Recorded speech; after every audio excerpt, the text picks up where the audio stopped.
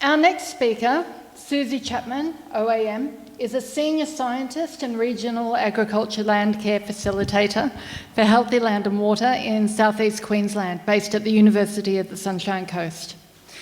She has worked in integrated catchment management, collaborative climate adaptation and citizen science, including the ministerial appointment as a member of the Mary Basin Water Resource Plan in the 1990s.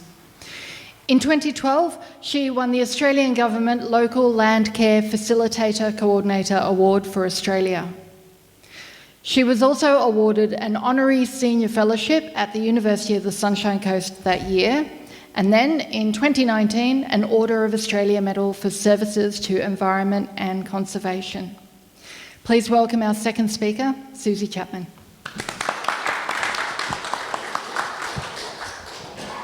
Thank you, Lauren.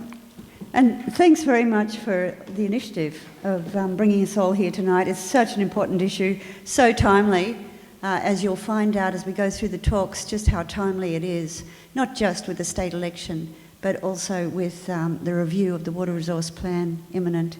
Lots of reasons why we should be talking about this very important issue. And here in Gympie, it couldn't be more important than anywhere else. It's had a magnificent history of community uprising around water, and it's a perfect place to be talking. We had a property up in the very top, past Conondale, the top of the Mary, just the upside of Crystal Waters, and that was at the time when Wayne Goss and Ed Casey declared that there was going to be a dam built. The dam wall was near Conondale. A lot of you might remember that. That was the first big fight in 1992, and I was just amazed at the energy that came from the valley, including Ian and the marvellous Jennifer Simpson. Many of you might know, that retired industrial chemist who really came out of the woodwork and made it her business to find out everything there was about potable reuse, about reusing wastewater. And she travelled around the world. She went to Namibia, she went to Singapore, where there was a bladder in the in the Singapore harbour. She travelled around loved to talk to engineers about poo, and was desperate to find alternatives to building a dam. Well, Jennifer is still around and she's still fighting the good fight, and I've been working with her pretty closely over the last couple of decades, trying to get some sense into the whole potable reuse and indirect potable reuse. So that brings us forward to the Traveston Dam, and we'll be hearing a lot more from Glenda and Ian about it. They were right at the front of that. But at that time, just before that, and I was wrong in my notes there, it wasn't in the 1990s, of course. The water resource planning process that I was involved with was in 2003 and 2004. And we had a very extensive community consultation, a community reference panel. There were pineapple farmers, Jim Buchanan, there were traditional owners, there was everyone, and we met many times and lengthy discussions, and had a lot of influence in the development of that water resource plan. We managed to extend it from 10 years to 30 years and to bring the climate change component into it. There was lots of changes we managed, but at the end of it, we were profoundly deceived, because it was straight after that Peter Beattie flew in his helicopter and said, we're going to put a dam here. We've got the strategic reserve that was approved by the community reference panel. So that was never on the table, an in-stream dam like that. So that was really disappointing. But the strategic reserve still exists, and this is what should have come up for review 4 years ago, and Anthony Lynham, Minister, has put it off for another 5 years, so it should have come up for review next year. So I hope everyone's really engaged with that process, because we really need to question the modelling, as Steve Burgess has done, and I'm sure you'll both speak about.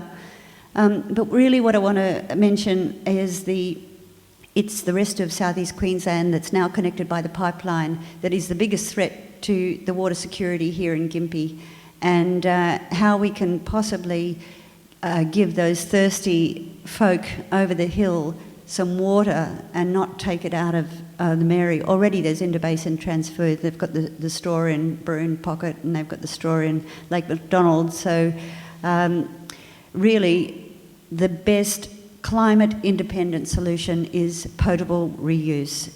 Fit-for-purpose recycling, as Peter said. So it's a whole range of recycling of water, whether it's for agricultural uses or whether it's for drinking water or whether it's even higher quality for power stations and for dialysis machines. So this is something that, as I say, Jennifer's been working really hard on this. She's developed this fantastic little easy booklet, 6-star rating, and it's something that is just so politically unpalatable. How many of you remember the Toowoomba story? Yeah, we were involved with that, and we had this really big debrief after Toowoomba when Clive Berghofer put in $1.5 million to stop potable reuse happening, and that was going to be indirect. That was going into the dam and then into the water supply. But he really got that yuck factor out and turned everyone against it emotionally. The science is there, the technology is there to do a very good job. There's all the risk and hazard in place to make sure that there's fail-safe mechanisms at every point. So there's very few water industry engineers these days who will disagree that it's not the way to go, but it's still the politics is standing in the way, and still to this day the politicians are just not interested in learning or in trusting their advisors or their engineers. The education is something that's quite different to a community consultation process, and the community needs to be given all the knowledge that's required to make informed decisions. We've run many fora, and as soon as they know exactly what's put into water and what's taken out, and they can really make informed decisions, it goes from 30% approval to 95% approval rating for total reuse of water. So it's really just an education campaign away, but it needs strong political will and it needs strong community to push that. We need good, consistent terminology across Australia and across the world. Purified recycled water is what they're using now, but it really doesn't explain it very well. So, there's a lot of work to be done, and this is the time to be doing it because Southeast Queensland is growing, getting thirstier, and we need to protect the Mary Valley more than anything. There's probably 5 areas of water security that we look at. We look at the fit for purpose, safeguarding health. We look at diversity of sources, so including tanks, maybe desal, but that's 3 times the energy, and frankly people on the coast like me aren't that interested in desal. There's the water use efficiency, and that's at all levels. That's at property level right up, so that includes the community conservation education, stopping leaks, as well as, really importantly, keeping water in the landscape on your property, leaky weirs, swales, planting diversity of pasture grasses, including these days turnips and radishes, really good for getting the water down, holding that water, building the carbon in the soil. All of those things that you can, through regenerative agriculture, really store that water in the landscape and regenerate the groundwater. There's so many things we can do with that demand management and holding the water in the landscape. Then there's reducing waste impacts from whatever water processes we go through. And there's one little, probably coming up to 10 minutes, but there's one silver lining here that has come out of a bizarre direction that might just tip the balance towards potable reuse. And that's, I've been very involved with the expansion of the Sunshine Coast Airport because I live over near Marcoola. And you might have heard about the PFAS that was used for firefighting foam there that got into the water, and then they didn't know what to do with it, so they're going to pump it out to sea.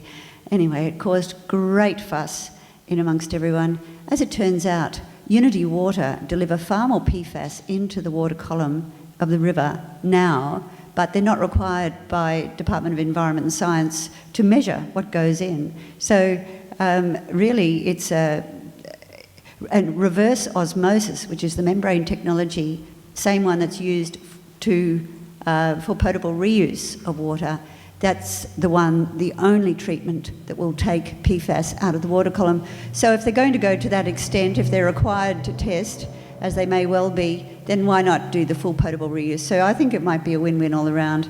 And then the last one, of course, the last main point in sustainability of water resources and water security is the energy. It's really important that we consider energy in that whole mix. And desalination, for my part, is just far too energy consumptive. It's, as I said, 3 times the direct potable reuse. So it's time for us to really get educated. The community is really the key to this, to driving it and to helping other community members get over that hump in southeast Queensland. Not so much over here, but I'm sure that you can help with that process, because we've got to make sure that that thirsty mob over the hill just don't put their straw in the Mary any further. I was going to read a poem that Ian Mackay wrote a while ago, but I think I'm probably up for time, so if there is time at the end, we might do that. Thank you, Lauren. Thank you, Susie.